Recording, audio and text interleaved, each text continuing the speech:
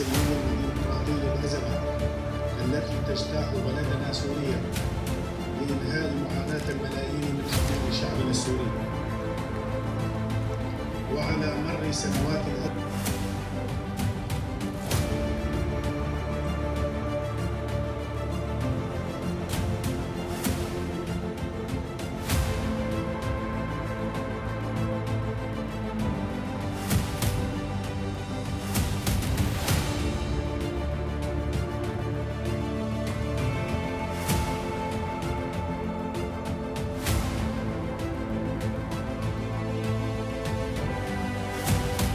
الإدارة الذاتية لحل الأزمات السورية.